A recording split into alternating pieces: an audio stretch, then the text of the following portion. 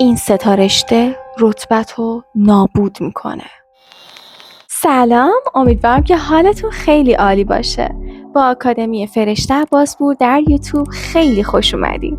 بچه‌ها، من توی این ویدیو میخوام 3 تا از اشتباهاتی که حتی خودتونم خبر ندارید ولی انجامش میدید و که باعث میشه رتبه‌تون نابود بشه. میخوام این 3 تا اشتباه رو بهتون بگم و بعد در پایان ویدیو بهتون خواهم گفت که چی کار بکنید این 3 تا اشتباه رو جبران بکنید. اولین اشتباه که شما فکر میکنید همتون خیلی این کار درسته ولی اشتباه محضه که میگم باعث میشه رتبتون نابود بشه. مطالعه زیاد ولی پراکنده. بچه‌ها، همیشه مطالعه زیاد خوب نیست. یعنی ما توی مطالعه زیاد یکی از حالا 2 تا دلیل اصلیش رو من اینجا براتون توضیح میدم. ببینید، اگر که مطالعه شما زیاد داشته باشید ولی کیفیت نداشته باشید، بازدهی نداشته باشید، یعنی چیزی که مطالعه میکنید رو اصلاً یادش نگیرید موقع مطالعه کردن، یعنی هی مدام پرش افکار داشته باشید و خیلی چیزای دیگه، باعث میشه که اون ساعت مطالعه مثلا 10-12 ساعت که داشتید عملا حیف و میل بشه. خب این به کنار.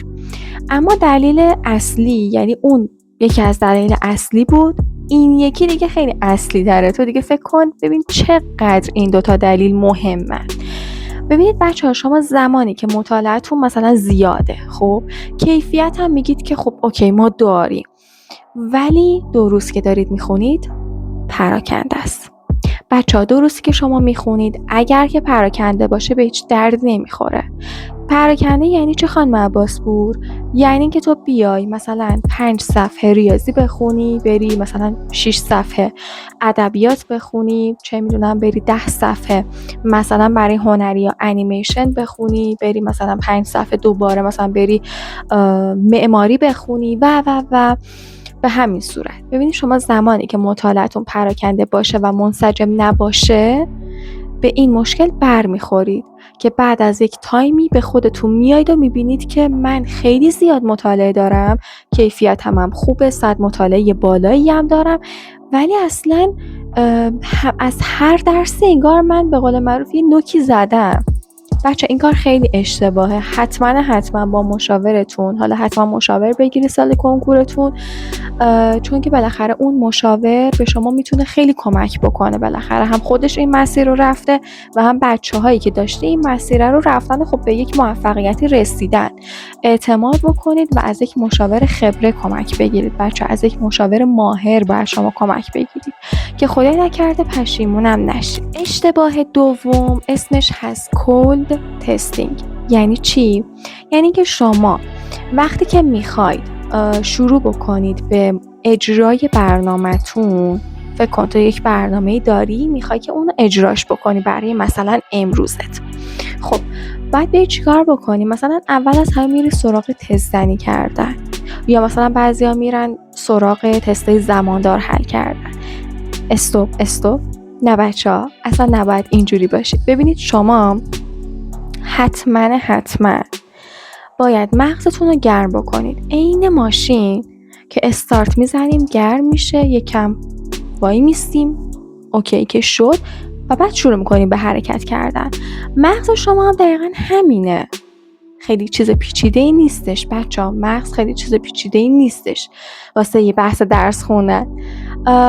شما اول از همه باید مغزتون رو گرم بکنید و بعد شروع بکنید به تست زنی کردن. حالا چطوری باید مغزتون رو گرم بکنید؟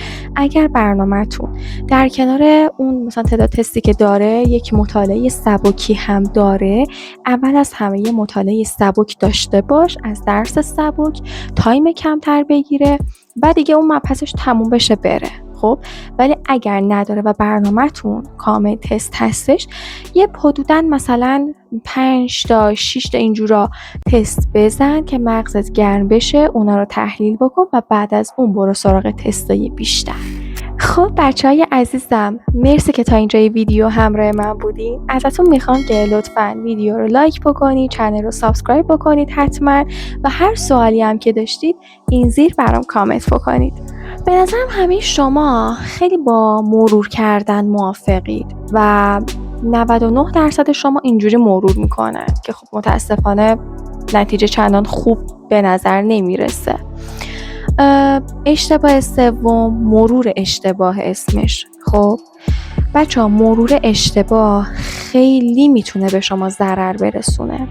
این تو فکر کن کلی مطالعه کردی، کلی هزینه کردی، کلی رفتی سر کلاس، وقت تو گذاشتی، انرژی تو گذاشتی، از تفریحت زدی و خیلی کار دیگه انجام دادی، ولی موقع مرور که میرسه فکر میکنی که مرور کردن این دوباره کتاب رو خوندن، یا یعنی مثلا دوباره بری اون مبحث رو بخونی. نه بچه‌ها، این یک مرور اشتباهه. شما نباید این کار رو انجام بدید. راه درستش چیه برای مرور کردن؟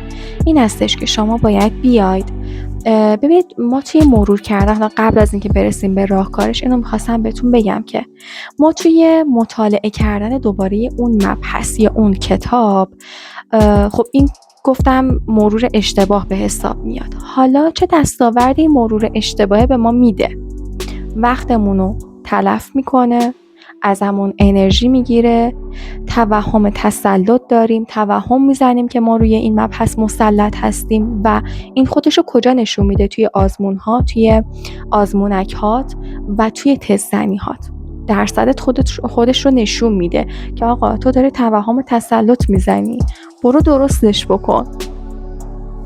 و از این قبیل در واقع اشتباهات و این توهمات که ممکنه اکثرانتون داشته باشید. حالا ما باید بیم چی کار بکنیم؟ بچه‌ها، شما باید مرورهاتون رو با تست انجام بدید، اونم با این نوع تست هایی که میخوام بهتون بگم. تست هایی که کاملا ریشه‌ای هن. یعنی از بیخ و بن داره به شما یه چیزی یاد میده، از بیخ و بن داره بیس اون درس رو، بیس اون مبحث رو داره به شما یاد میده، فرقی هم نمیکنه از چه کتابی چه مبحثی باشه.